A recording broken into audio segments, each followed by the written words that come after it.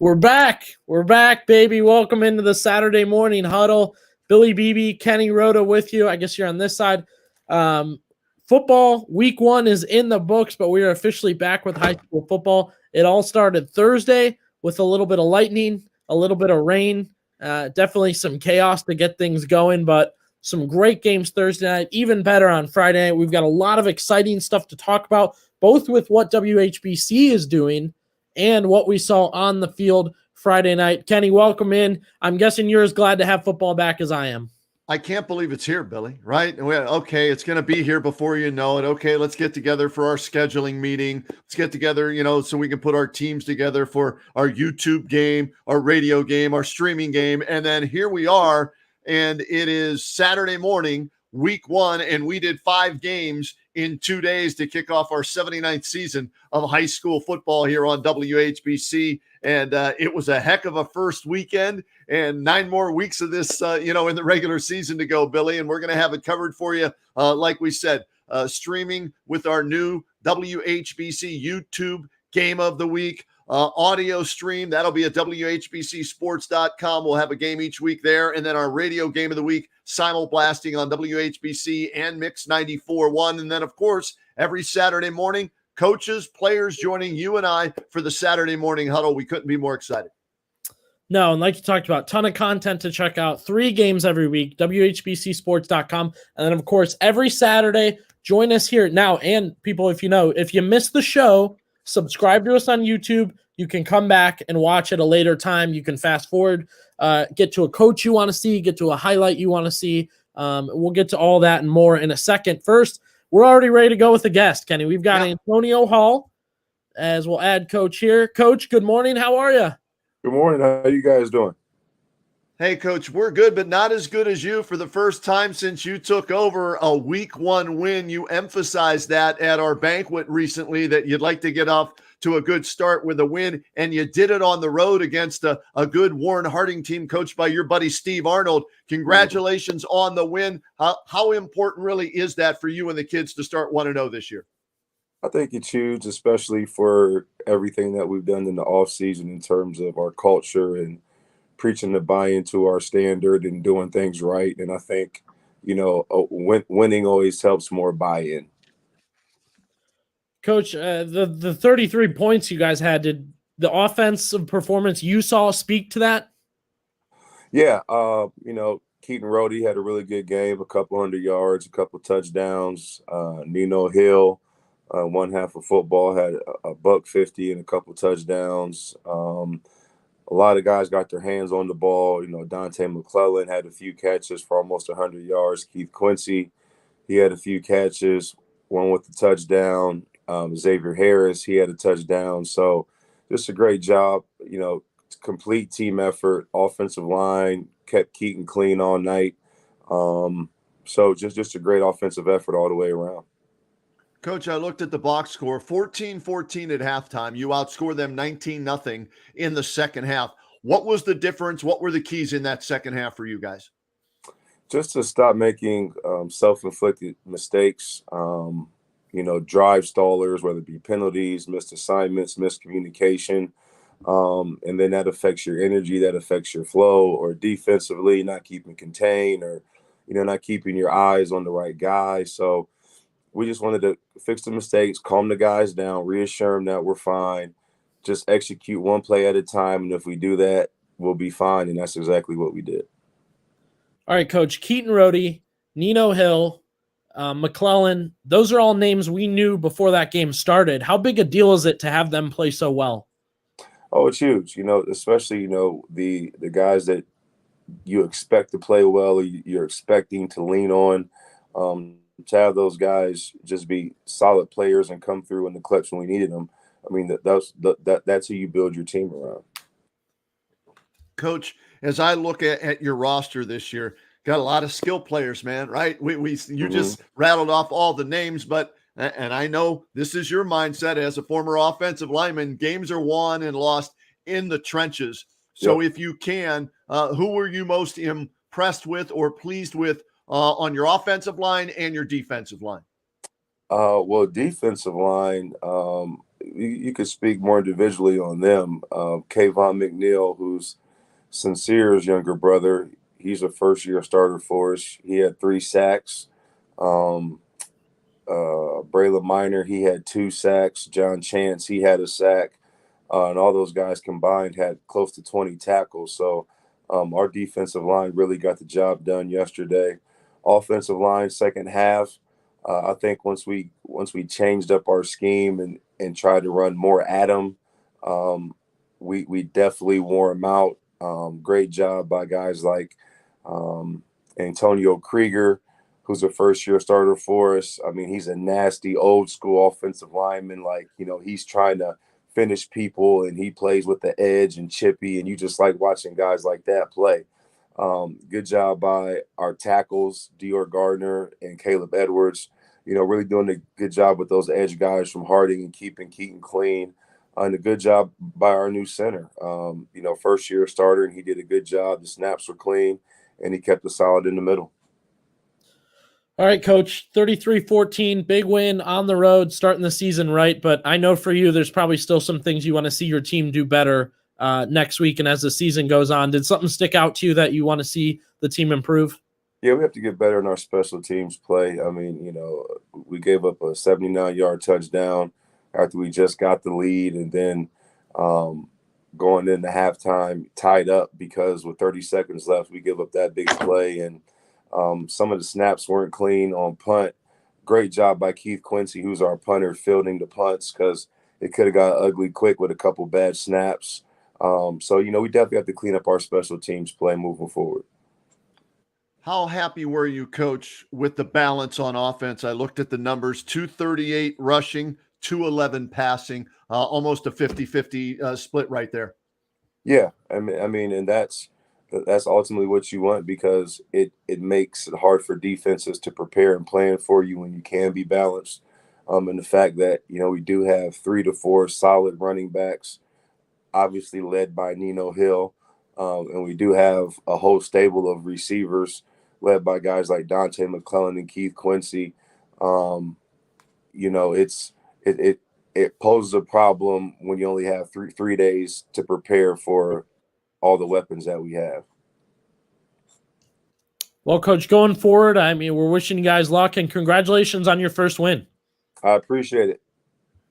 Coach, thanks so much. We'll talk to you again throughout the year. There he is, head coach Antonio Hall of the McKinley Bulldogs. Big win for them in week number 1. His first week win in 3 years, Billy. So I know he really wanted to get a W there to start. They were 0-4 last year and ended up going 6-2 in the next 8 games. And he didn't want to have that uphill battle or have to come from behind just to get back to 500. And so a big win for them. They're 1-0 on the season, as is Sandy Valley. And that was one of our games on Thursday night that we did. That was our big radio game of the week, the Altman Hospital radio game of the week on Thursday night. It was Sandy Valley at Fairless, and I knew this was going to be a tight game, okay? Because I looked back at last year's score, and it was 31-0, and Sandy Valley was dinged up. They were hurt. They didn't play their best, and they were not at 100%, and I knew that they would come in with a little, I don't want to say anger, maybe revenge on their mind,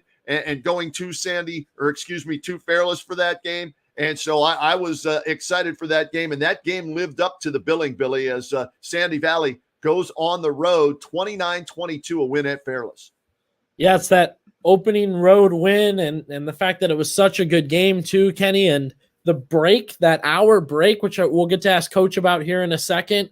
A lot of games I saw the break kind of change the game in one direction or really tone things down, especially at my game, Perry and Canton Central Catholic. But it seemed like for Sandy Valley and Fairless, it ramped things up, put both teams at another level. And we'll bring Coach Gamble in now with a special guest with him. Guys, good morning. How are we?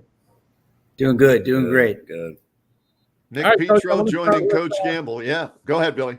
Sorry, who we got with you? Go ahead and introduce him. This is our quarterback, Nick Petro, senior. Awesome. And we'll get to Nick in just a second. Nick, also our player of the week. So we'll get to talk a little bit about that. Coach, let's shoot right to Thursday night. Talk to us about, we'll start with the weather delay. What's going on when that happens? As a coach, what's going through your head? What are you telling the team? I mean, you guys had a longer one even than Perry too. So kind of a crazy situation. Yeah. I mean, the number one thing obviously is safety, just getting these guys off the field. My perspective with it, we, when the guys got it immediately in the locker room. When I arrived, I was one of the later coaches to get there. But when I got into the locker room, our team had, they were off their feet. They were there. It was quiet. It was very focused. They were, in years past, and younger teams that I've had in the past, there may have been some, younger guys, running around or whatever else, but this was a business-like approach. And, I was real proud of that. And that's based on our leadership, our how, that we're a veteran team this year, a seasoned team. And, they really conducted themselves, the way that a coach would want. And, I'm real proud of that. And then, just the whole time they were loose. They weren't tight. We were able to get to them and make some adjustments. We were able to, our iPad was working a little bit, so we were able to watch a little bit of Huddle sideline again, and just being able to, continue to stay in the game, within the game, even when the game's not going on, and being able to conduct that, I thought we did a really nice job as a coaching staff, and more importantly, as our players. Coach, thanks for joining us on the Huddle. Thanks for joining us yesterday on the Kenny and JT show as well. We've already talked, so I'm going to jump to your quarterback there and talk to him about the big win on the road. Nick, last year you're dinged up. You don't get to play early. The team loses this game 31-0. How much did you guys as players talk about wanting to right a wrong from a year before and getting shut out by this Fairless team? Well, yeah, even a year ago after that game, we haven't stopped talking about it since. That we knew this was the game we wanted to win. So we knew we had to come. We knew it was going to be a battle. We knew we had to come high energy, be ready to get physical with them, and we did exactly that. And Nick, as we take a look at your Player of the Week stats here, you can see all those numbers and a lot done. By the end of that game, did it kind of feel like you'd done all those things up there? Honestly, I didn't know I had that many carries until after the game. Big Z Sports told me, and I was a little bit surprised. It didn't feel like I had that many carries, so that was kind of cool. Well, that's because you're into the game. You're not thinking about individual stats. You're thinking about doing whatever it takes for your team to win that game, right? Yeah. Zach Gillen was the guy kind of making noise a little bit. Did you feel that connection heading into this game with a lot of the offseason work you guys had done? Yeah, even last year towards the end of the season, it always feels like he's open, so that makes my job a lot easier. Coach, to have a guy like this coming back, leading your team, 16 returning starters, and I picked you guys to win because of that. I thought the revenge factor and 16 returning starters with experience and a leader like this running your offense, how much did that show out in this victory? Forget about the weather delay on the field. I mean, we've had Nick since his sophomore year, starting for us. It was an unfortunate injury, but like I said last night to you, Kenny, this was for him, for you guys to witness what we witness every day with him. This is a special player. He's a special player for Stark County. And, again, I'm just glad that Stark County got to see it, on a live stream for what we see every day as far as the leader, the general, and not even just for the offense, but for the program as a whole. He understands everything that we expect out of him. He understands how to conduct himself.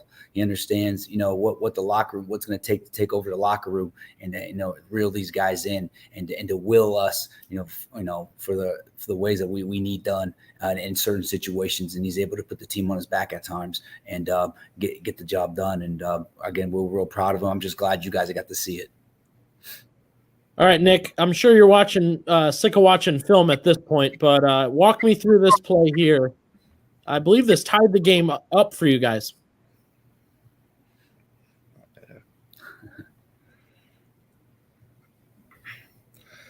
Okay, so before that play was called, we called a trick play. We had a trick play designed up, and I came up to the line and I saw man to man, and I look over to Coach Gamble and I'm like, can't run it. And we checked the verticals, and Lucas Gillen's one of the most athletic kids in Stark County, and I just, you could kind of know he was gonna beat him over top. Just put it over the safety, and he'll go get it. So that wasn't drawn up that way. No, not at all. No, it was we were going with a different play, and then obviously when you talk about the leadership, and you talk about his cerebral, he's able to understand that play is not going to work. Let's check into something else, and so we checked into something else, and obviously on fourth down that worked. And Nick, you want to give a little love right now to the guys that gave you a clean pocket right there so you could deliver that strike, because without those guys up front, you two aren't hooking up for that touchdown, right? Yeah, all the linemen, all game. And Coach, let's talk about Gillen right here too towards the end of the game. I mean, we just saw him make a huge catch there, and then this is to steal things up. I mean, he's doing it on both sides of the ball. Yeah, see, I mean, he's a special player. He understands, I mean, and his football IQ is extremely high. Not only is his ability there to go up and do things, high point things and all that, but he understands the game. And that's huge, on both sides of the football. He watches a lot of film. He understands what coverages are what, how to stem a DB, how to put him on one way to go another way. And then obviously his receiving end of the football is on a different level. Again, he's a high IQ guy, and he's a guy that we rely on, and he works hard. He works hard at his craft, just like Nick, and just like guys that stand out at our team. I mean, these guys don't just show up, in August and say go. No, these dudes work on it all the time, and these guys are they just try to master the craft as much as possible. And these guys work extremely hard all year round. All right, Nick, congratulations on the player of the game as well as the player of the week. By the way, you edged out Brendan Zerbrug, who's headed to Oklahoma. So you got one up on him this week as you were voted our WHBC Sports Player of the Week. But that game's over, right? You watched film on it. It was a Thursday. It's already Saturday. How do you guys make sure there's no letdown in this week's game? Good. So basically we just have to come with physicality every game. We can't come out flat no matter who we're playing against. We came with a little bit of extra physicality because it was Fairless, obviously, and we had that edge from last year, but we can't come into any other game soft or come out flat and then, try to get back into it whenever we're already behind. And Coach, how do you make that happen? A big thing is for us is just, for when we're going against, we have a new game plan. We have nothing, we've been talking a lot about, our week one opponent, getting ready for that. I think just something new on film is going to be huge for us, a new focus for us. That's number one. And obviously for us, we have a simple rule. We apply our award stickers, helmets on, and we move on, man. And that's it. We move on to the next opponent. We keep that approach. Our coaching staff and believe me, our coaching staff, we will not allow anything else but what the focus is. And that's going to be our main concentration. And right now we are already moving on to the Manchester Panthers. Coach, last question before we let you go. When I think about rain delays and whatnot, I think about the World Series. Francisco Lindor takes a nap to kind of relax a little bit. Anybody on your team granted that ability? Anybody allowed to take a nap during a possible? I mean, you guys had an hour. Absolutely not. There's no napping going on. Listen,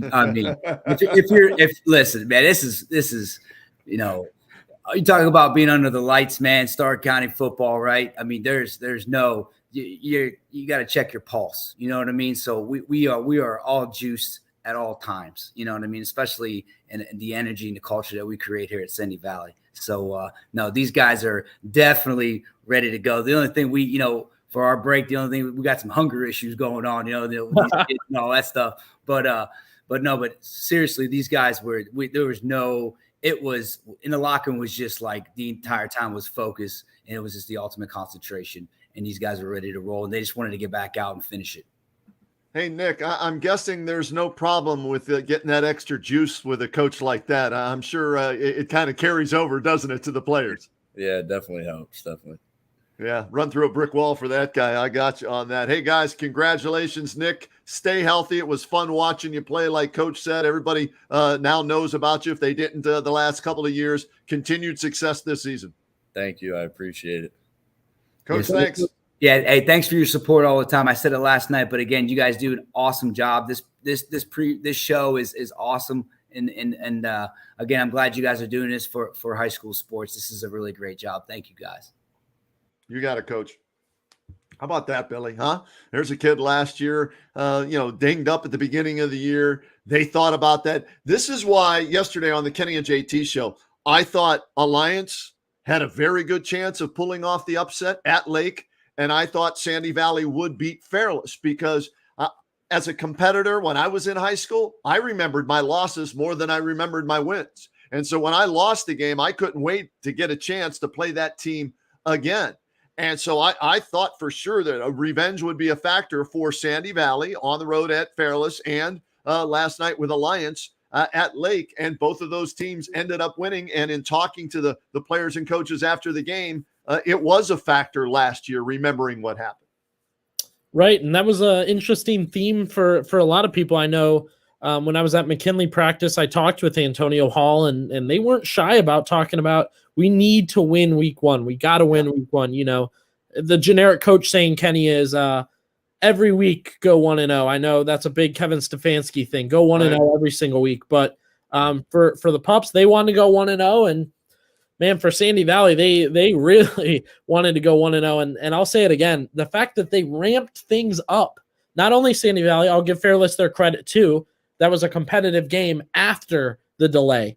Right. So very cool to watch those guys kind of step up to the occasion. And I talked with Jordan Miller before that game, asking him some questions. He's a little connected locally there. And he said, when people get a look at Nick this year, more of a look at him, they're going to be, in awe of what he can do and how he can lead the team. And it was great hearing him tell that story about that being an audible and changing that play. I believe that tied it at 22 late in the fourth quarter. And that's a sign of senior leadership, right? Then as a coach, if I'm Coach Gamble and my guy does that, man, I'll tell you what, I'm set for the rest of the season. We're about to run a trick play. Everybody loves trickeration, right? He's looking at the defense and he's going, Coach, that's a bad call. That ain't working against this defense. We're switching it up. He read it right. He got the clean pocket and he delivered a strike for a game-tying touchdown. So I love hearing that from my senior quarterback and seeing that in a game of that magnitude. Yeah, and while we have a second here, and we're having Coach Brian Baum coming up in just a second, can he walk us through your game a little bit? I know you talked about technically, yes, this was an upset. Talk to us about, being down on the sideline and what you saw from a very talented Brendan Zerbrug and a very talented Alliance team, but also a Lake team that I think a lot of people are very interested to see when they lost Will Butler. That's, at least you say that's half their offense. But Cale Jarvis's experience and Dan DeGeorge is a great coach. So walk us through your game a little bit. This was a game that was controlled throughout the entire first half by the offensive and defensive lines, or I should say more the defensive lines, okay? There wasn't a lot of offense. It was 7-0 at halftime, and that's because Gallo had a great touchdown run, and you'll see it coming at you here. Looks like he's going to get stopped right at the line of scrimmage, and look at that. Keeps his balance, breaks free, and then it's a foot race, and they're not going to catch him. So he takes it to the house. They go up 7-0, and that was the one offensive play of the entire first half. On the ensuing kickoff, Alliance fumbles, sets up Lake in a great opportunity to take a 14-0 lead, or worst case scenario, a 10-0 lead. Give credit to the Alliance defense they hold when they could have folded and forced a field goal, and Dutton missed the field goal. So we go into the locker room at 7-0 with this being the only touchdown of the first half. We were expecting more offense, and it was a defensive struggle in that first half. And then I talked with head coach Tim Goodman, who's coming up with us later on here on the Saturday Morning Huddle. And he said, look, we got to play with more energy, more spark, more aggressiveness in the second half. Well, in the second half, it's a 7-0 game. And when you have a Power 5 quarterback, and when I say Power 5, I mean he's going to Oklahoma and Brendan Zurbrugg, you expect him to make plays. And that's exactly what he did. And if you can roll this one, Billy, it's a broken tackle at the line of scrimmage. And look at this. This baby's going 80 yards. And this is a kid that ran the 300-meter hurdles, right? So if he gets out in front of you, you ain't catching him. And that was the spark that he was talking about to me before halftime that they needed. And even though Zurbrugg, who is their place kicker, their punter, he handles kickoffs and everything, he missed the extra point on this. It was a 7-6 game, and that changed the momentum of this game. And Zurbrugg can do it with his arm, and he can do it with his legs, as he did here. And he told me after running 80 yards, he was winded, and that affected his extra point. So they may have to think about that throughout the rest of the season if he breaks off any big runs like that. But that gave them the confidence that they could win this game. And I'll say this about Lake. Right now, even though Alliance won this game, Lake's thinking to themselves they should have won this game. That's the touchdown pass that put Alliance up 12-7 in the second half. But Lake missed 2 field goals and fumbled on the 2-yard line of Alliance. So that's what? 3, 6, 13 points they left on the field right there, and they lose by 5. And this play and talking, and we'll ask Coach Goodman about this a little bit later when he joins us. But this was a play they had saved, Billy, for a special occasion. They wanted to run that play, and he'll describe it later, but they weren't sure when they were going to run it. And we'll ask him why that was the right time for that play. And you know what? Defensively, I didn't know what to expect from Alliance. I knew Lake was going to be good defensively, right? And they would be up to the challenge as they were last year when they beat Alliance 41-14. They held Zurbrugg pretty much in check last year. Yeah, he ran for a couple of scores, but he didn't throw for a touchdown last year. So they did a decent job on him. And for a half, they did a great job on him. They had 66 yards of offense, Alliance, before that 80-yard touchdown run by Zurbrugg in the third quarter. So I knew Lake's defense would be good. And I want to talk to Coach Goodman about the Alliance defense, because I didn't expect that from their defense. And I think their defense really was the difference in that game, even though it was Zurbrugg 80-yard run, Zurbrugg 72-yard pass, Zurbrugg 15-yard touchdown pass to win the game. It's crazy how eerily similar your and I's games were with Menor and Jackson. The only difference was in my game, Kenny, Jackson and Menor exploded for offense in the second half. It was 7-6 Jackson at halftime, which we'll get to in a second here. As far as Alliance goes, incredible, like you said, that their defense just kind of held and stood up there, because for Lake, we know that defense is great. Yeah. We knew they're returning just about everybody. It's going to be the same vibe for them this year.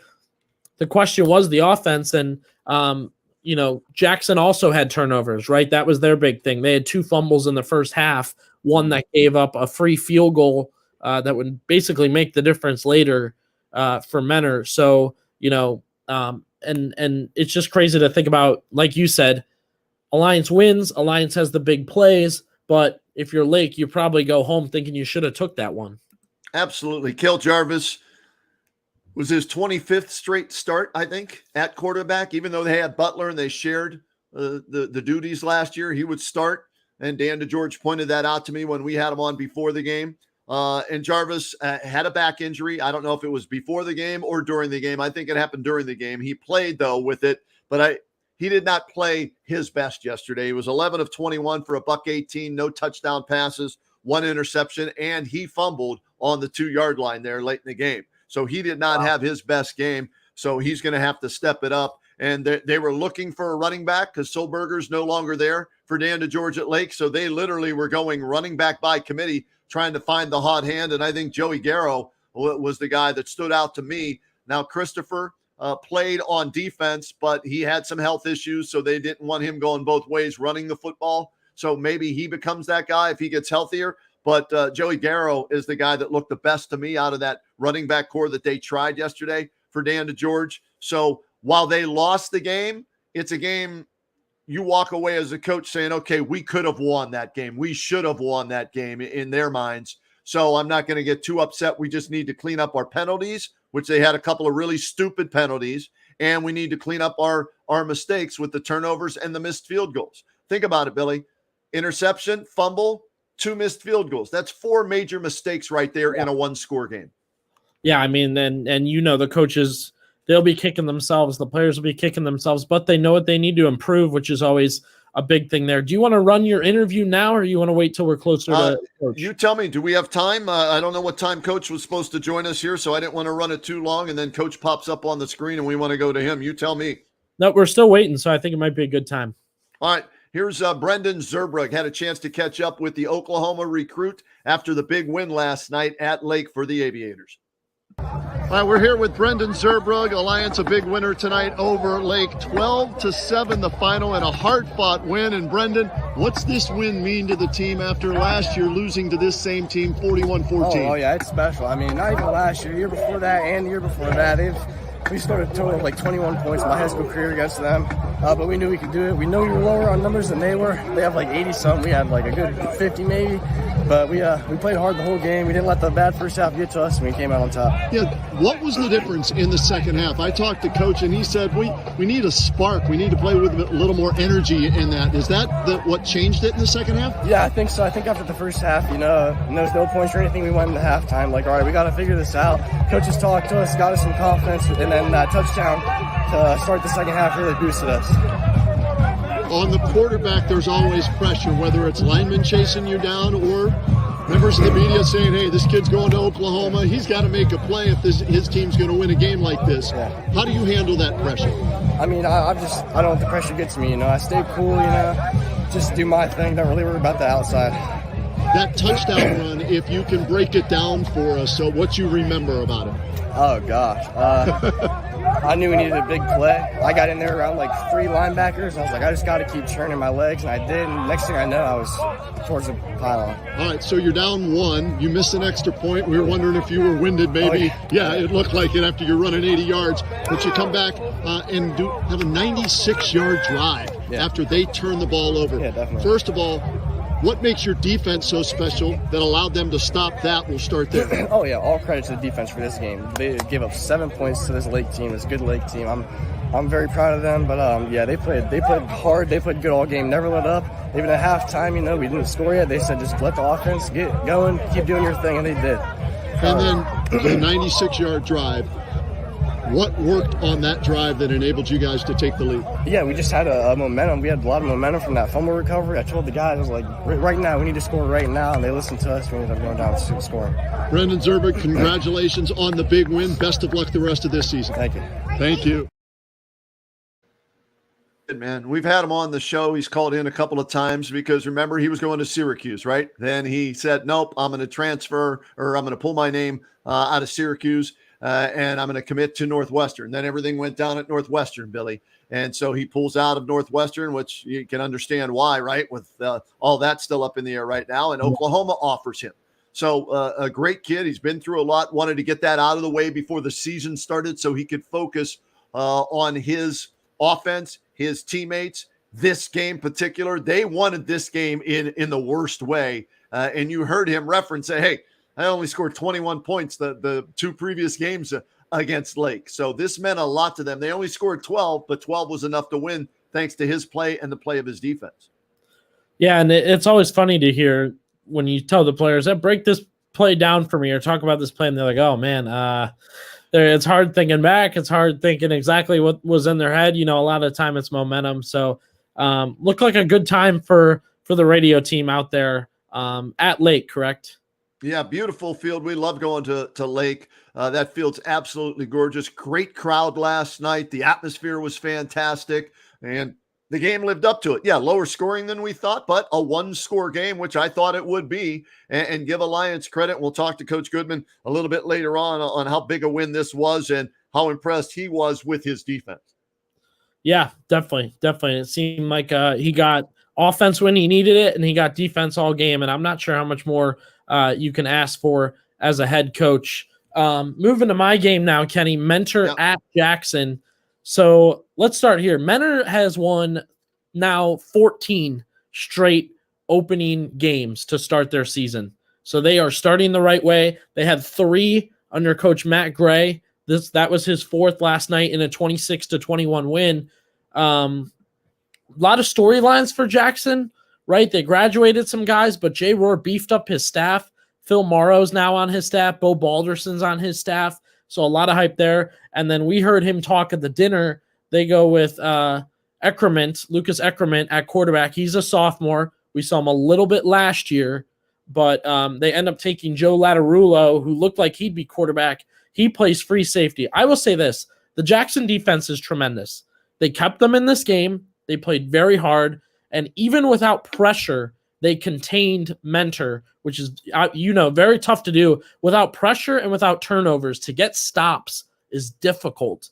And it was very timely for them. That's what held this game at 6-0 heading towards the end of the first half. So that was huge. However, I talked about earlier, Jackson turned the ball over twice, and they were doing nothing on offense for most of the first half, and that's killer. It hurts the defense to watch it happen over and over again, and Eckerman has a long way to go at quarterback. But as we watch here, Kenny, here's some highlights. I mean, Eckerman still very poised in the pocket, delivers a good ball, and he has a slew of great receivers. He has a lot of really, really good receivers that he's going to be able to lean on. Here's another great pass from him. Takes a huge hit, but delivers a good ball to Anthony Fueline. That's what made it 20-14. So Jackson continued to fight, continued to stay in this game. This was, as they call it, garbage time, but another just electric throw. Fueline open in the right corner, and another great catch. So, and we'll get to talk about it more. Jackson played great. They hung in there. They played hard, and I think they have a long way to go, but I feel better about them this year, honestly, than I did last year. I'll say this, Billy. I didn't expect them to beat Mentor, and I thought the margin would be wider. So for them to be within a touchdown, and for Eckerman to get 3 touchdown passes, he finishes with 256 yards throwing against Mentor. That's pretty good. I know Fox is a heck of a quarterback for Mentor, as you see there on that touchdown pass. He's one of the top quarterbacks in Northeast Ohio. But if there is a good loss, and Coach Rohr might not like to hear me say it that way, this might have been a good loss for them because they played up, right? They played a team that's considered a top football program, and they were within a touchdown at the end of the game. So, good for them, and hopefully they can build off of this. And Eckerman, only as a sophomore, I saw the one time he came off his initial read and came back to his second or third guy and threw a touchdown pass. So that's nice to see from a sophomore quarterback. Yeah, and I think Coach Rohr's still figuring out how he wants to run this offense, because I think Eckerman carried it about 10 times to start the game, and he was just taking a beating. And I think they said, we got to adjust. We got to change that up. Before we get to Coach Baum here, I will mention this was our first YouTube game you're seeing the highlights from. So if you want to go back, you can watch the entire game. You can just fast forward to the parts you want to see. You can fast forward to just the parts with me on the sideline if you're interested. Wow, look at you having a fan club already. So that is on our YouTube. Subscribe to 1480 WHBC. It's under the live section, but if you go right to our page, it pops it up there for you to watch. So again, a valiant effort by Jackson. That's a tough opponent to bring in and play hard in Mentor. So let's flip to a team that won. Yes. Hoover last night, as we bring in Coach Brian Baum. Coach, good morning. How are you? Good. Coach, thanks for joining us this morning. Always good to start the season off with a victory against a good Bookdale team, 27-21. What was the key to this 6-point win last night for you guys at home? It's just we were, I'd say, resilient last night. We had some self-inflicted wounds that we were doing out there. But, week one, as you guys talking about other games, were kind of sloppy. But we went out there and we were able to figure out a way to get some points on the board for us. And defensively, we had a good night, but they're electric on some places. They made a couple big plays and they kept themselves in the game. So it was a good football game. It was a good win for us on week one. Coach, let's talk about 3 phases of the game. Offense and defense get the most love. But for you guys last night, field goals made the difference. How big was it to have kicks being made? Yeah, it was huge. We were 2 of 3 for field goals, 3 for 3 with extra points. That was different to the game. Our special teams was solid. We did give up 1 kick return. It was a pooch kick. It sealed a little farther than we wanted to, and their deep guy got it. And he's electric, so he found a gap, went. So, we just got to make sure that we're sound on special teams. And, all 3 phases are just so important. We push that here, that we make special teams be very important.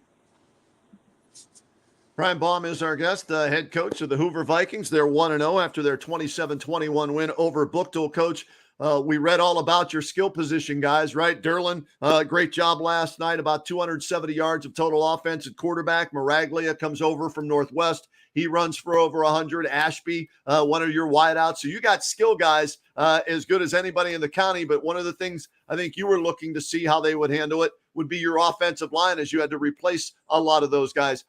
Give me a grade for your offensive line and the guys in the trenches last night for you. For effort, I give us a B plus, A minus. Technique and stuff, we're still around a C. We've got to continue to improve.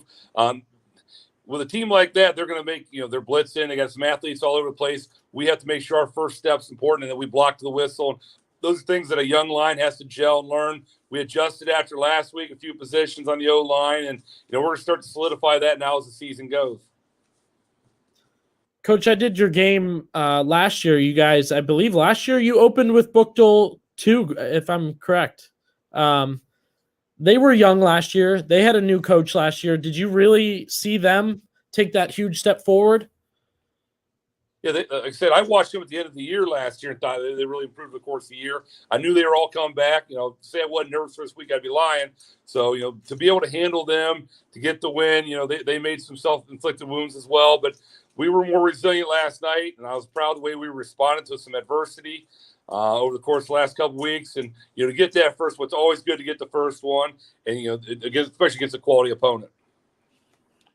Coach, for you, what's been the key the last 2 years and now 1 game into this season? You're 10-2 in the Fed over the last 2 years. You won a Federal League championship in the last 2 years. You start 1-0 this year. I believe year number 9 for you as the head man there at Hoover. What's been the key as you have this thing moving in the right direction? Consistency, at all levels. Settling in with different spots along the way, the 8th grade freshman coaches, JV coaches, getting that consistency that allows you to keep developing the program. And obviously the young men going out there and playing their hearts out and, playing for their community. I can't make any tackles anymore. It's got to be these guys, and they're doing a heck of a job for us. They're taking practice serious. So they just keep doing the things they need to do to be winners. All right, Coach, we usually get about the same answer, but I want to ask you, how long does Brian Baum let his team enjoy the win? I know we're moving on. We talked about it today. We're already thinking about Hudson. I'm telling you right now, it's going to be a tough one for week 2. It's a good early season test to see where we're at and let us grow. And we're excited about the challenge coming in here next week. And, I got a couple guys with me here. Bryce Roach did a real good job in the D-line. He's understanding we got to move on to Hudson. And obviously Carson's here with me as well. And, he's we got to think about Hudson. We can't think about Booktool anymore. All right, let's see Brian. Let's talk to Bryce first. Let's get some input here from Bryce Roach. And Bryce, congratulations on the win. What was the key on your side of the ball with the way you guys executed? Yeah, I think it was just sticking to the game plan the coaches gave us, just doing our techniques and communicating, making sure everyone was on the same page at all times. New stadium for you guys. Did you feel that excitement as you hit the field? Oh, yeah. I mean, when you run out of the tunnel, everyone's out there. It's special. You just want to go out there and you want to win the first game in the new stadium. For this team this year, what do you think, Bryce, is going to be the key if you're going to match the success you've had the last couple of years? I think we're going to need to still gel together on, offense. We got some young guys we got to bring along with us. So we just got to get them ready and get them better and keep growing as the season goes on. All right, who else we got with us? Carson. Carson Derlin, I'll give you his numbers, Billy, from last night. 17 of 27, $158 throwing the football, 110 yards rushing, 2 touchdowns in helping Hoover beat Bookville 27-21. What part of your game did you appreciate the most last night, thinking back on it? I think the ability to run and the help that I had with my O-line and giving me some protection up front so I could, make those running plays whenever I was flushed out of the pocket. Yeah, Carson, talk to us a little bit about Kyler Miraglia. He's new to your team, but not new to Stark County. I think everybody knows his name a little bit. So how did he do last night? Oh, he did great. I mean, he played amazing. First drive, he had, I think it was 3 or 4 great runs for us and was able to get us into the red zone pretty quick right away. And then just throughout the game, he just kept pushing and kept running great. Carson, the quarterback play this year in Stark County is going to be electric. It's going to be exciting, man.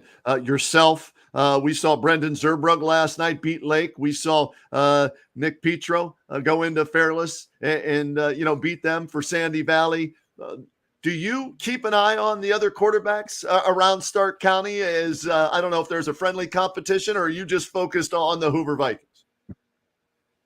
I'm mainly focused on the Hoover Vikings because that's my team, and we're just trying to think within ourselves to win. I do keep an eye on Alliance a little because I'm friends with Zerbrug, but other than that, I'm with my team and just focusing on each week and getting better. Carson, Kenny read your stats a little bit. We know your arm, but a lot of the time we see you doing this right here. You're hitting this pile. You're getting ready. It's a keeper for you. What's more fun, a run like this or passing the ball for a touchdown? I don't know. A touchdown's a touchdown. So whichever one gets the job done, I don't mind. Sounds like Coach is smiling right now in the background, I think. Yeah, with that yeah. For you guys, he said it's on to next week. How do you create that mentality where, you could maybe get a little big-headed, another opening day win, right? And you put up some good numbers in that. But how do you stay grounded and turn the page to next week so you don't slip up after opening with a win? Well, like you said, we get big-headed, but that's just the night right after the win. We come in here in the morning, we just got done watching film, and then right after film's over, we forget about Bookville and it's on to the next week right away. All right, if you could, Carson, let's swing it back to Coach real quick. Congratulations, Carson. Continued Great success. job. You too, Bryce. Thank you. Yeah. Those are a couple of our captains there. 2 of 3 captains we have on the team, so they're good young men. And Coach, looks like you're getting a little support from your family. They're saying hi to you as you're on here. You've talked to us before at the banquet about it, but now you're in full swing coaching season. How big a deal is it to have family support? For what we do, the hours we put in there, it's enormous. Every decision we make is stressful. It comes down to it. Whether it's personnel, whether it's time. And you have to have the support of your family. I have a good support system. Appreciate my wife Bethany and my boys and my parents as well. That's outstanding. Great to see that. Hey, Coach, congrats on the opening game win. Look forward to catching you either on our YouTube game of the week, our streaming game of the week, or our radio game of the week throughout the year, and again here on the Saturday Morning Huddle. I look forward. Always my pleasure. Thanks so much, Coach. There he is, Brian Baum. Good dude, man. Ninth year at Hoover already. He and I kind of came in around the same time. I came in at the HBC a little bit before he did, so I'm kind of year 10 of covering high school football in Stark County, but my first full season was his first season there at Hoover. And to last 9 years at Hoover, that's pretty good, right? You're sticking around for 9 years in one place in Stark County. That means you're doing a pretty good job. Definitely. That was another one of those teams, Kenny. I got to go and hang out with them at practice a little bit, talk about what they're going to do this season. I nicknamed that video the Vikings Strike Back, kind of an Empire Strikes Back type of thing. I know they're young on the O-line, couple of changes on defense, but man, those names that they have, those names they brought back. I mean, it starts with Carson Derlin, but then Kyler Miraglia. I personally, in everything I keep up, I thought Mason Ashby had graduated. So another year of Mason Ashby is a huge deal for them. And I'm interested to see if there's another Ashby in the pipeline. We'll see, but they're back. and it definitely sounds like the offense wasn't quite what coach hoped for, but hey, when you're led by great leaders, older and senior leaders and guys that have been there before, you're going to win games like that because you're pushing through. Well, he said they're captains, right? And you could hear them talk from a leadership standpoint, at least for a high school kid. That's what you want. Well, we heard it from Nick Petro, right? From Sandy Valley as well, walking out there. Trick play, nope, changing the play at the line of scrimmage. That's leadership.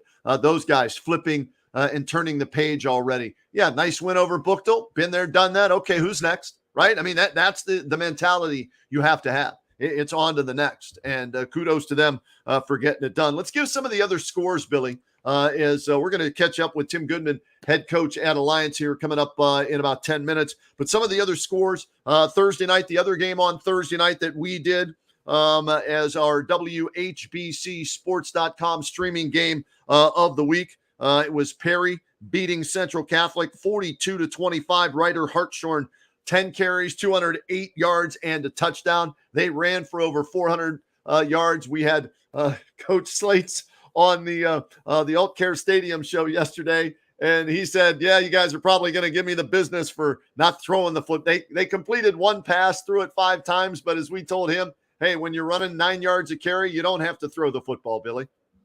Well, and I was there doing color for Bill Morgan, who we introduced as our play-by-play man this season for the stream game. And this is no knock on Perry. I promise. I've watched a lot of great Perry football. I don't know that I ever thought I'd see 40. It just the offense they run, it's difficult to score that many points because you're killing so much clock and you're using up so much field and time. But their defense, it was amazing to see their defense be as equally important as their offense. Pick sixes, interceptions, pressures, really throwing Central for a loop defensively. So Perry, I mean, incredible to see. We call that a 40-piece. That's a 40-piece McNugget right there for the Panthers.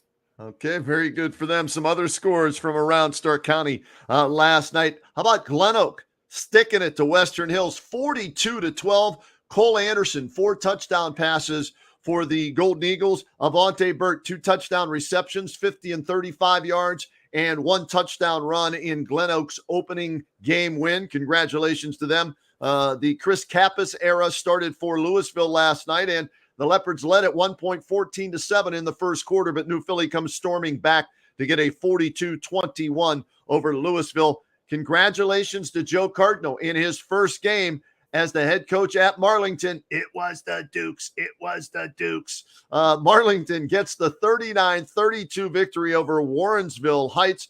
Bo Himmelheber, 2 touchdown receptions, 1 touchdown on a fumble return, and Bryson McCord with 4 touchdown passes for the Dukes in that 39-32 victory. And how about Poochie Snyder? All the hype. Can he live up to the hype in week 1? Yes. The win for Canton South, 42-40 over St. Clairsville. Poochie Snyder, 9 of 11 throwing the football for 186 yards and 3 touchdowns. He carried it 11 times for 180 yards, 2 more touchdowns, 336 total yards of offense, 5 touchdowns for the Wildcat quarterback. But give some love also to Trey Wilson. He scored twice, caught 4 balls for 77 yards. Tavon Castle, 2 receptions, 50 yards and a score. And Rome Cox, 6 rushes, 59 yards and 1 touchdown for Matt Dennison, who texted me those stats this morning. So the Wildcats, a lot of eyes on Poochie and on the Wildcats. They get a week 1 win in Stark County last night. Some teams that weren't so lucky. It was East Liverpool 50, Minerva nothing. Smithville 21-6 over Tuslaw. We had Norton take out Northwest 35-6. East Canton was shut out by Toronto 34-0. St. Thomas shut out by Campbell Memorial 30-0. Melbourne gets a win over Berlin Central Western Reserve 26-7. Green in the Federal League, just outside of Stark County, they beat Dover. Final score there was 14-6. So those were all the games from around the area last night. And congratulations to all the teams that started 1-0. They can now go 2-0. To the teams that started 0-1, get a win in week 2, you're back to 500. Yeah, and a little angsty to get win number 1. I think everybody kind of is until it happens.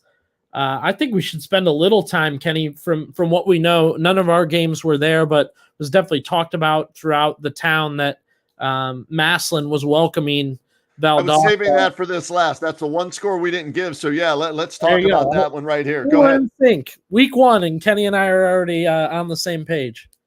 So, Massillon and Valdosta, huge matchup, Billy. What were your expectations going into that one? Yeah, well, I honestly had question marks in my head. I mean, obviously we know a lot of what's going on with Massillon or what happened in the offseason, but we heard from Nate Moore at our banquet, and he told the one of the, I believe, Chinese parable or wise tale or whatever about, we'll see what happens when it happens. Maybe this will happen. Maybe that'll happen. When the ball rolls out, we'll see what happens. And from what we hear, Kenny, I mean, from what we had read about the game at Massillon, off to a slow start. And one of the question marks was the quarterback competition. They had a transfer from Copley. Right. Now, it seems like Nate Moore still rode with his guy, Jalen Slaughter, who started for him for 2 years, but that changed mid-game. Yeah, here's what happened. They get down 14-0, okay? Valdosta, number 1 all-time high school wins. Massillon, number 3 all-time high school wins. First time they had ever matched up, right? So a lot of hype surrounding this game. And Valdosta, Georgia, they come in, boom, punch Massillon, square in the jaw. And 14-0, man, right out of the gate. And I'm sure that opened a lot of eyes. And when I heard the score on the sidelines, I was like, all right, well, let's see how Nate's team does respond, if they respond. Well, they did. They come back, they get a 28-17 win. So from that point on, Billy, down 14-0, they outscore Valdosta 28-3. DeJuan Owens is the kid that transferred from Copley. 5 of 10 for 59 yards throwing the football, but his impact was felt with him running the ball. 13 carries, 241 yards, according to the stats that were emailed to me last night.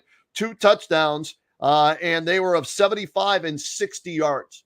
So he comes in and he affects the game with his feet. Jalen Slaughter did start. He went 4 of 9 for 25 yards. And so they've got 2 guys that have experience, have excelled.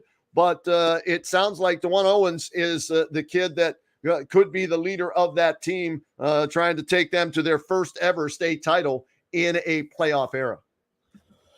Well, Massillon, not the only team. I think we've mentioned so many names, Kenny, right? Carson Derland, Poochie, Zerbrug. It's got to be nice for a coach to just know this is my quarterback. It's set. This is what I'm riding with. I think there could be 3 teams locally that now are dealing with the quarterback competition just after week 1, or at least they give a second thought to it. You mentioned Massillon just now. Louisville, when I visited there, they were in a 4-way quarterback competition. So I don't think that job is secure with anybody, especially if they're not scoring. And then, while I like Lucas Eckerman and I thought he played very well, Jackson has options. So if they get to the middle of the season and they feel like their offense is middle of the road and still needs a lot of work, they may go to a Joe Lattarulo, who's a senior veteran quarterback, to try and get a little more out of the offense. I'm going to jump in on you. I don't think they're going to do that. Here's why, Billy. I think they're building for the future there. And I think Eckerman's going to be the guy that they're going to stick with through the ups and downs. Yeah, maybe here or there that, Lattarulo might get a shot.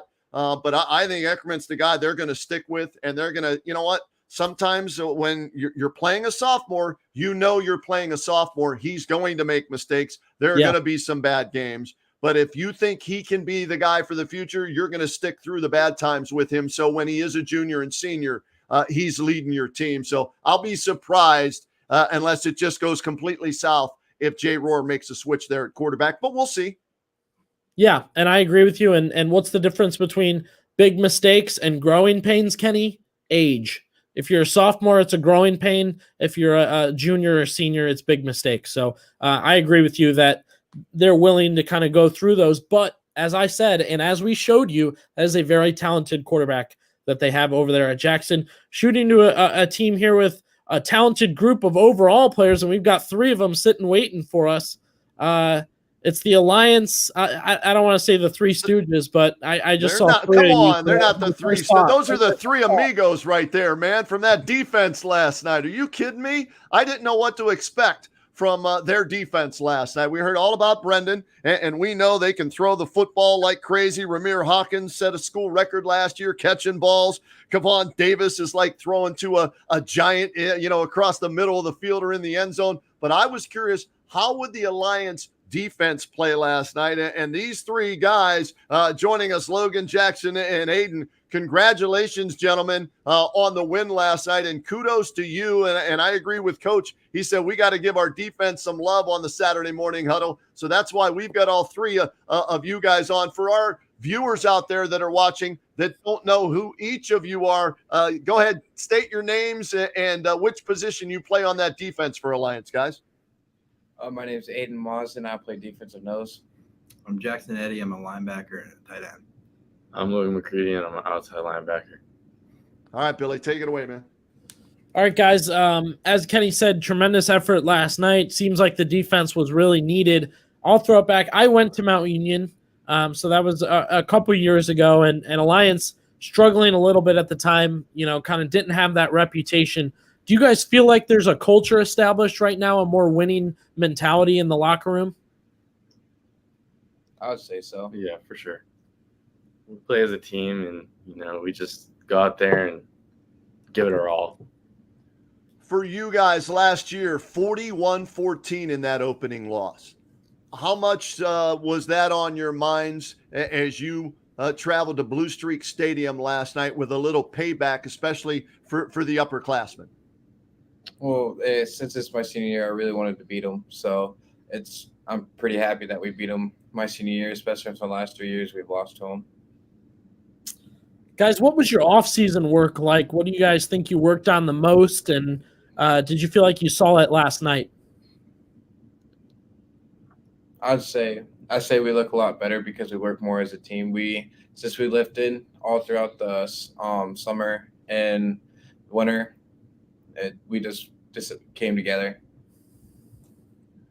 Guys, when you're going up against a power team like Lake, it's going to be physical. As a defense, I got to think you're licking your chops to play a team like that, because I know defenses love to be physical. So from all three of you, what was the mental mindset going into that game yesterday, knowing that's what you were facing?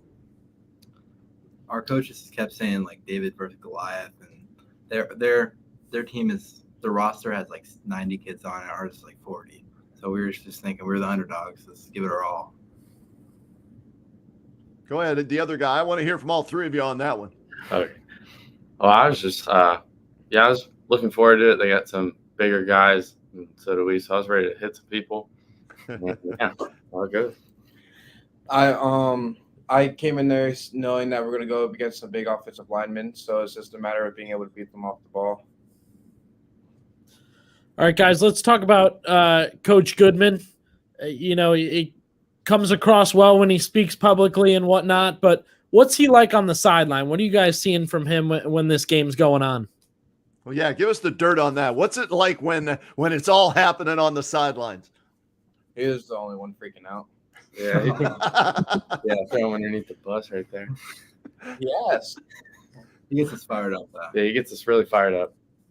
I will say this. I worked the game last night, and I was on your sideline the second half, okay?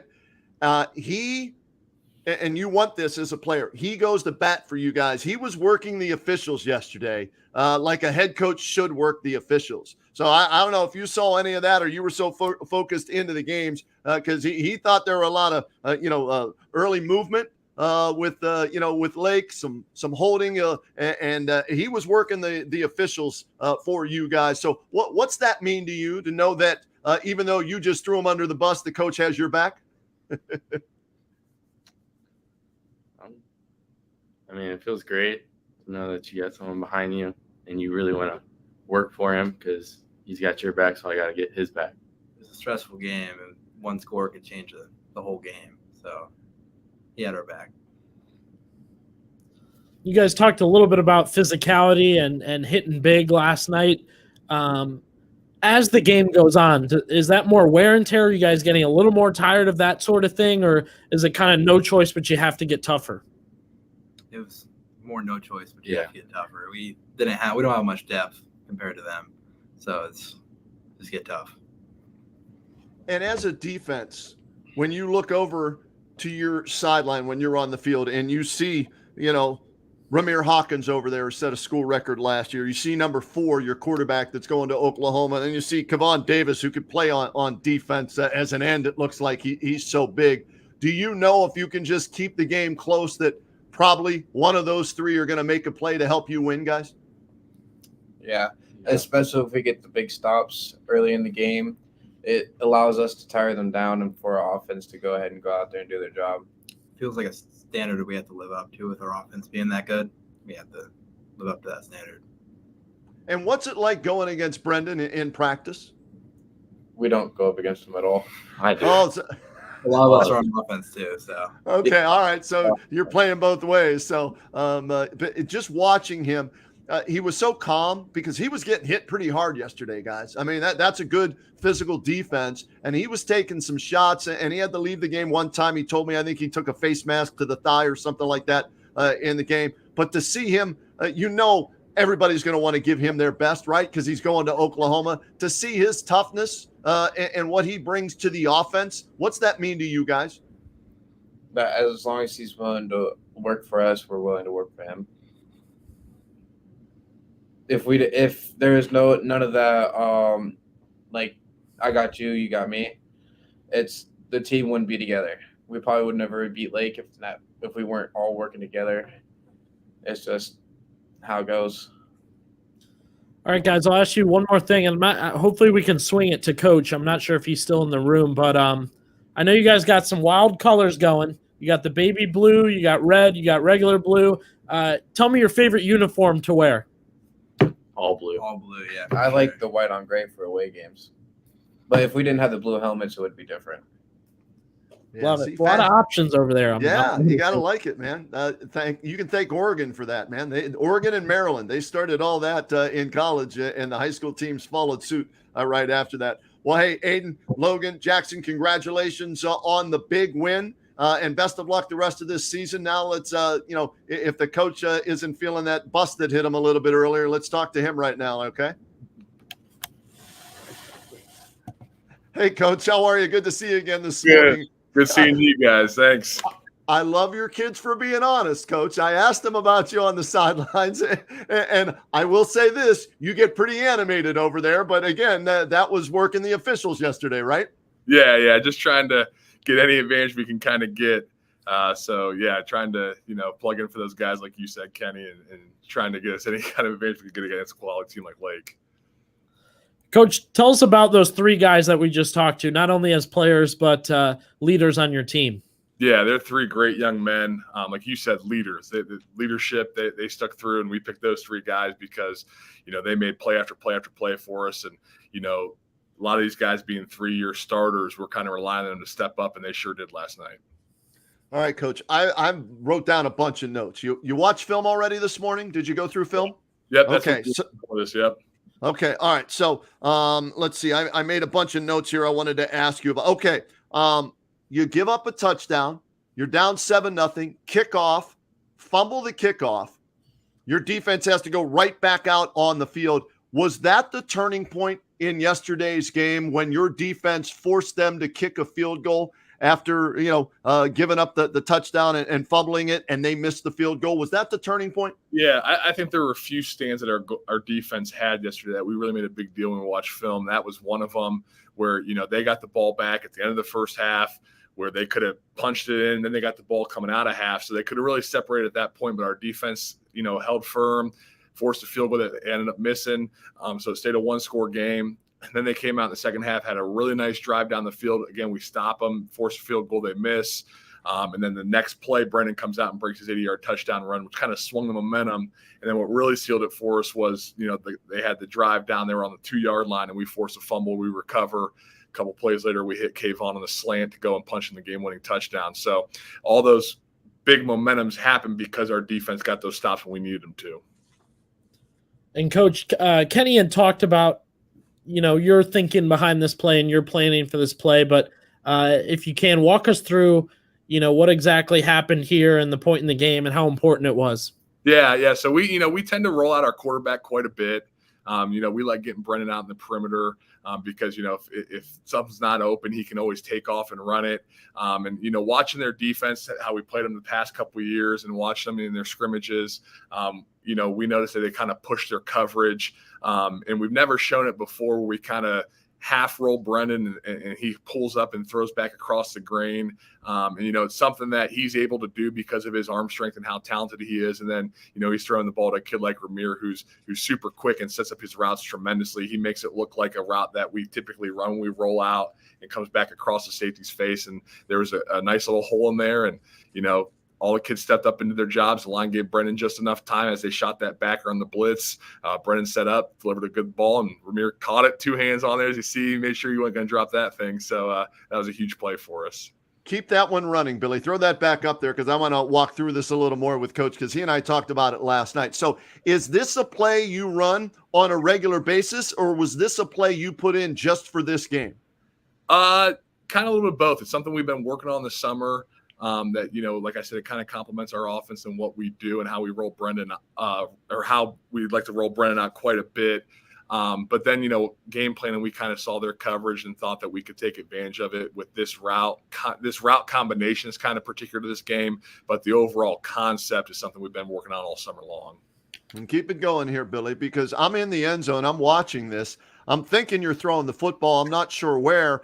Yeah. I start going to my left, on this. Because I see Brendan rolling that way and your 2 receivers are going that way. And then Hawkins kind of sells it here, kind of almost like a decoy, and then boom, he cuts in, right? Yeah. Ramir is such a heady receiver and a heady route runner that, he's super quick, he's super athletic, but he doesn't get the credit for how he sets up his routes and how he uses his eyes and his body language. And like you said, he set it up perfectly where it looks like he's going a certain way, he puts his foot in the ground and goes the other way. That's kind of what ended up getting them open. And Coach, let me ask you this, of course, all in good fun here. What term do you hear more in a week, Zerbrug or Oklahoma? It's mostly been Zerbrug, but after the win yesterday, he gave the horns down, so we might start hearing Oklahoma a little bit more. He's already getting the Longhorns fired up for when he gets to campus. So I think we're at 6 or 7 of both on this show. So I imagine weekly for you, it's a bunch. Yeah, it's a good problem to have. We're happy to have him on our side. Coach, you're down 7-0 at halftime. Up into the 80-yard run, only 66 yards of total offense with a Power 5 quarterback. How do you as a coach, how does Brendan as, the quarterback that has all that pressure on him, how do you guys keep your cool, not panic, knowing there's still a lot of football left, even if it didn't go your way for 2 quarters and some change? Yeah, I mean, that's something we knew going in. It wasn't going to be easy. They were going to make us earn every yard. They got a heck of a defense over there. I mean, they were really good defensively last year. They're going to be really good defensively again this year. They took a lot of things that we like to do away and made us kind of play left-handed, which you like to do as a defensive coordinator. But we also knew we had some stuff in our back pocket for the second half that we could rely on. So the big thing was just stay the course, and we knew if our defense kept giving us stops and giving us a chance at the end, with guys like Brennan and Ramir and Kayvon, we like our chances in that situation. Billy, I'm going to follow up real quick about the offense. Throwing the ball yesterday, it came around. Brendan, we know he can run it, but you lose a kid like Caden Davis last year, right? And so maybe you're going to rely on Brendan to run it a little more. Here was the big play that really got you back in the game. But at running back, what are you hoping to see in the coming weeks to take some of the pressure in the running game off of Brendan? Yeah, we believe in our sophomore that we started last night, Ravon Hawkins. He was a sophomore playing in a big-time game last night. Watching film, we were saying, hey, maybe we should have given the ball a little bit more. There were some holes there that we were forming that, we kind of didn't trust. I didn't trust as a play caller. So we're going to give him some touches moving forward, and I think he's going to kind of come to the surface. We always have a guy like Carter Fast in the wings, who's always been our number 2 the past couple of years, but he plays defense. We like to keep him fresh for D. But I think our run game will kind of develop as we get going because we do have a pretty good offensive line that should make those guys look good. Coach, I mentioned it to your guys earlier about more winning coming now, culture being set, things like that. How much of that is development, right? So you talk about a sophomore, even some freshmen that you may have to play with, guys playing 2 ways and needing depth. How much is it that you guys are investing in freshman and sophomore or even, paying attention to 7th and 8th grade? Yeah. We're trying to form, I like to say, a K through 12 program here, that it's not just our varsity guys that we're focused on. We're trying to develop the whole thing. So that way, when they do become varsity football players, that there's really no drop off. And we have a very talented senior class, but we know these guys are going to be graduating in 6 or 7 months. So we got to be able to get the next group of guys ready. And, kind of the progression of our program, as you alluded to over the past couple of years, was this senior class. They played as sophomores. We took our lumps. And then last year we kind of grew and learned how to play in big games. And then last night we were able to overcome that hurdle and win a big game. Coach, I was impressed with your defense. Didn't know what to expect. I'll be honest with you. But I pointed this out to Billy and my partner JT on the Kenny and JT show. 2 games we did this week. Sandy Valley at Fairless. Fairless beat them 31-0 last year. Mm-hmm. If you're a competitor, that doesn't sit well, and you have a whole season to think about it. Last year, and we talked to Brendan about this after the game, you lose 41-14 at home to this team, okay? So as a player, I understand, you want to get a victory, and there's a revenge factor. As a coach, be honest with me now. Is that something you're saying, you know what, we need to win this one? We really want to build the culture and take that next step. We have to win this game, and we owe them for the way they've beaten us, not just last year, but the last 3 years. Yeah, we talked about the last few years, throughout the week, and just kind of how the games have unfolded and the things we've learned from them. And, we know as out here in Alliance, we're kind of out in our own island in Stark County, and, we kind of get looked down on sometimes by some other schools. And we know that. We understand that. So we like those challenges. And, I just challenged our guys last night. Let the score take care of itself. But, let's earn some respect as we go out there. And, I said, hey, let them feel you every play. And I think our kids did that play after play on offense and defense. So I was really proud of our kids from that sense. Coach, Kenny described you as animated a little bit last night with the refs. Is there something specifically that might trigger Coach Goodman? No, I just get fired. I love football. I love competing. I love our kids. I want to see our kids succeed. And, you kind of get the game flowing again, the competition flowing, and you go back to the days when you used to be a player. And, I'm always respectful of the refs, and, just trying to get those little calls here and there to try and give us a little bit of advantage. I think every good coach does that. As Kenny said, every good head coach is working the refs, and that's what we're trying to do. So, yeah, I usually don't run unless it's on game night. I like to, jog and walk around. Every now and then you see me catching a sprint up and down the sideline. So he was sprinting yesterday, Billy. Okay, both he and DeGeorge. I was on both sidelines. I love the sideline work because I get to be right in the middle of everything. And Dan did about it was about a 20-yard sprint on one call he thought he should have got. And I was like, oh, that's it. Then I saw you do about a 15-yard sprint on it. I was like, okay, both these guys are really into this game. What's your relationship like with him and with other coaches in Stark County? You want to beat them on Friday night, but there seems to be a lot of respect, and you guys know each other pretty well. Absolutely. Dan's a great coach, and he's a little quicker than me. He got that 20. I tired out at 15. But yeah, Dan's a great coach, great guy, runs a great program.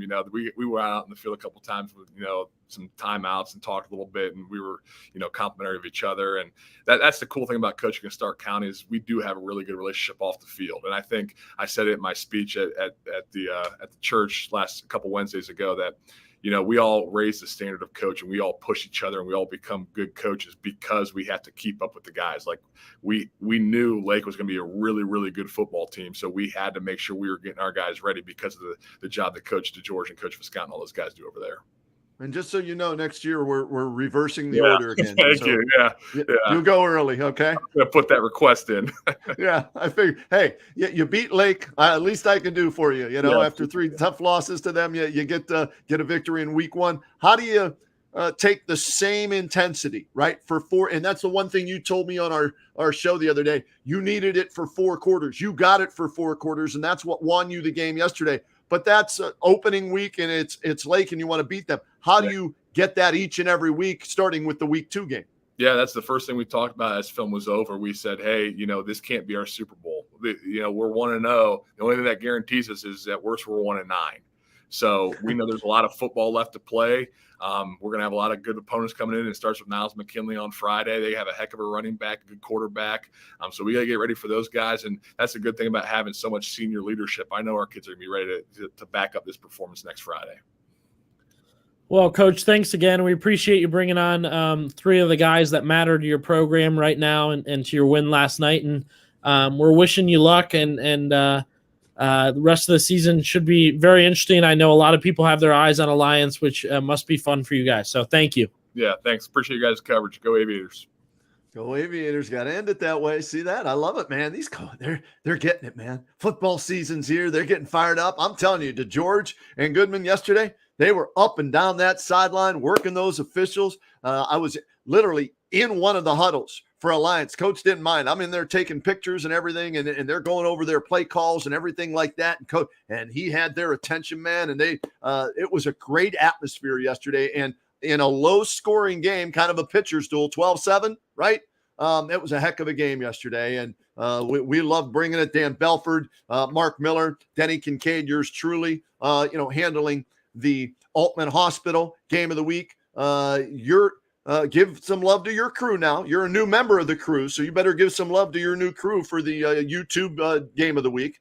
Yeah, definitely YouTube Game of the Week. Frank Salona, who is a great play-by-play guy, legendary in the area, and knows so much about all the Stark County teams and what's going on. It'll be myself on the sideline with different things, not only what's going on the field, Kenny, but what's happening in the area. We're going to try and get special guests on the sideline and whatnot. And then we're actually doing guest color guys. So last night we had Joe Palmisano. Papa Pump. That's my guy right there, man. Yeah. Talk about being animated. Boy, nobody gets more animated than Joe. Well, and I'm sure he'll even out when it's mano a mano, but there was only one Stark County team in that game last night, and Joe was throw it. Oh, you got it, so it was great working with him. And funny story real quick. We were deciding, okay, who are we going to interview after the game? And he's like, just grab and Jackson had lost basically at this point. He's like, just grab Jay Rohr. And I was like, no. I was like, I'm not going to grab Jay Rohr. And he's like, just grab him. I know Jay. I coached with Jay. I just grab him. I'm like, I've never grabbed a losing coach. And come on, Billy. You can't be afraid of that, man. You got to go. Hey, during the good times and the bad, they're head coaches. They're the mouthpiece for the program. Got to be able to just go over and say, hey, coach, tough loss, but can we get a few comments from you? Most of the guys, hey, I did it with Keith Wakefield. So if I can do it with Wakefield, you can do it with anybody. I don't want to hear any more excuses about that the rest of the year. All right. Oh, I'll give you your credit then. I know how that must have been. We love Coach Wakefield around here. So, but the YouTube game will actually be live Friday night at Canton South, Dover at Canton South. So again, at 7 p.m., you go to WHBC 1480 WHBC on YouTube. You can watch the game live. Okay, there's no subscription. There's no anything. You click, you're in, you're watching, and it'll be myself, Frank Salona doing play-by-play, and legendary coach Tom McDaniels will be up in the booth with Frank Salona. Yeah, it's going to be sweet having Coach McDaniels and Coach Palmisano as two of our analysts throughout the year. And again, if it is a Federal League home team, the game won't be live. It'll be on demand. As soon as the game ends, you can demand it, watch it, and then you can watch it anytime after it ends if it's a Federal League home team. And that's contractual stuff, and we won't get into that. That's why we're not doing those live. Any of the other teams in Stark County that are out of the Federal League, with the exception probably of Massillon, if we're doing their game, then you'll be able to watch it live and then watch it again on demand at any time. So that's the Alt Care YouTube Game of the Week, and then the WHBCSports.com Game of the Week, streaming each and every week. Bill Morgan, Derek Philo will have the action for you in that one. They had the Perry Central game on Thursday night, booked at Hoover last night. So, we've got you covered when it comes to high school football. Throughout the week on the Kenny and JT show, Monday through Friday, 3 to 7, we will have as many coaches on during the week to preview their game as possible. And then Saturday mornings, get up with us right here on the Saturday Morning Huddle. You can watch us live on our YouTube channel, WHBC YouTube. Are we running this on our Facebook page as well, Billy? Yep, our Facebook and our YouTube, so you can check it there. And like you said, we've got content out the yin yang coming, so articles from the guys on WHBCSports.com. We still have a lot of videos up from the off season. We've got highlights over on our social media. And then I can't see that. I'm sorry. I believe next week, I can't confirm which day, because I know we're getting calls every day. Well, I believe next week we'll have the pocket schedules. So okay, nice. I know a lot of people are interested and been asking. I believe by next Friday, we should have pocket schedules to pass out. And I know everybody loves those. So you can stop by the studio on Market Ave. Again, we don't have them yet, so I don't know what day, but look at you open up a can of worms without you knowing know. what's in that can of worms. But they'll be here soon. Okay, they'll be here soon. And also, every Monday, look for it on WHBC.com and WHBCSports.com. I was trying to hold it up, but you can't see it if I do that. So bad fumble on my part. Ken's top 10 high school football teams in Stark County. And I'll let the cat out of the bag since you're joining us on a Saturday morning. I already did my after week 1 top 10. You ready for this, Billy? Here we go. If you're ready or not, I don't care. I'm going to give it to you anyways. Here we go. Coming in at number 10, even though they lost, they stay in my top 10. Fairless and the Falcons at 0-1 at number 10. At number 9, kudos to Scott Garcia and Glen Oak. Did we mention what they did? Yeah, that was a big win for them. Scotty Garcia, they're 1-0. They come in at number 9 after 1 week of play in Ken's top 10. Opa! That's right. Coach Slates and the Perry Panthers now 1-0 as they beat Central Catholic, Battle of 13th Street.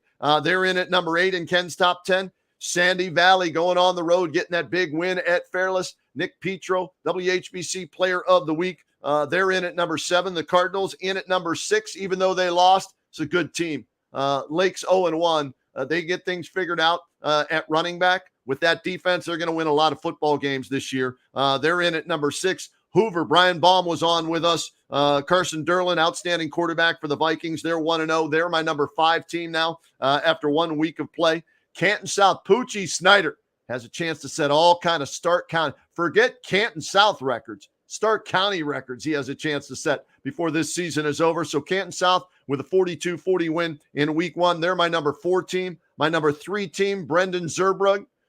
To me, as big of a win as that was for Sandy Valley at Fairless, for Alliance to go on the road week 1 and get a win at Lake, to me, that's the biggest win in Stark County. That, I would say McKinley getting their first win of the season in game 1. That was pretty big. Same with Sandy Valley. And of course, Massillon beating, the team from Georgia. But that win for Alliance, to me, the biggest win in week 1. So Alliance, number 3 team in my top 10. McKinley, number 2 team in my top 10. Beating Harding and Coach Arnold at Warren Harding. But Massillon, still my number 1 team. You beat Valdosta like that. Come back from 14-0 down. You're 1-0 with a chance to go 2-0. And Dwan Owens, look out, man. He may end up being their starter, or they may play them both. But it sounds like when the game was on the line, we know who they gave the ball to yesterday, Billy. And so the transfer from Copley could make a huge difference for Coach Moore and the Massillon Tigers. So each and every Monday on our webpage, I will have my Ken's top 10, so you can look for that list Monday morning. Love it. And let's get to the one last Kenny Roda associated thing before we wrap up here. Again, rewatch us on YouTube. Go back. If you missed a coach, a player, something you want to check out, the scores, all that. Again, we thank Antonio Hall, Brian Gamble, Brian Baum, and Tim Goodman for coming on with us, and all the players that came with them. We know they're going from a game to waking up to film and finding time in between to jump on with us. But we know something Kenny always finds time for every week. Hit us with it. We are back once again. Not only will I give you my top 10 football teams in Stark County throughout the year, we will give you our top 5, our top 5 best press box food, and we'll update it each and every week. We only have 2 so far, okay? And Billy, put the pictures up from what Fairless laid out for everybody on Thursday night. Amish door, the food at it was like they were having a wedding reception. That's how much food they had in the press box for us on Thursday night. So AJ Sarba, I know you came up on the short end in that 29-22 loss, but thank you for the hospitality. Thank you to all the moms, the cheerleaders, the boosters, everybody at Fairless. And this was just some of the food. Look at that. Noodles, potatoes, you got gravy, you got chicken, you got roast beef. They had baked apple pies and apple fritters. You name it, it was there for everybody to eat on Thursday night. So they are number 1 right now in the official 2023 WHBC press box food fight. They had a feast for a king at Fairless, and we had a pepperoni roll last night at Lake. Well, So they're number 2. I'll just leave it at that. Sometimes you get what you get, I guess, and love to see it. But again, thank you to our guest list today: Antonio Hall, Brian Gamble, Brian Baum, and Tim Goodman. This is the Saturday show. So every Saturday we're on at 10 a.m. You can tune in with myself and Kenny, see what guests we have, scores, highlights, and more. How about this? I get a direct message from Rick Wright, who is the president of the Football Touchdown Club at Northwest, after hearing what Fairless laid out for us to eat on Thursday night. Northwest, the 2-time defending champs as far as the food fight challenge. This is from Rick Wright, and I quote, Amish Door, that's cute, Fairless. See you week 10, WHBC. The champs are coming. How about that?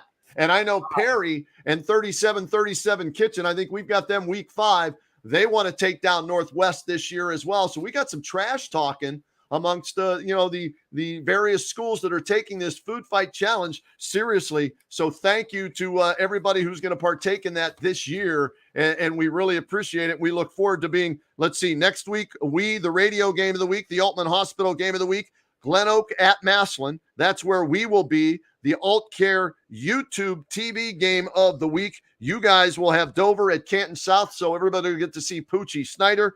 And our WHBCSports.com streaming game of the week has St. Vincent St. Mary at Perry. And so that'll be a good game as well. Those are all the games we're doing next week. Make sure you stay tuned with WHBCSports.com. You can rewatch this show. And again, you can rewatch Menor at Jackson when you subscribe on YouTube. Next Saturday, we will see you in the Huddle.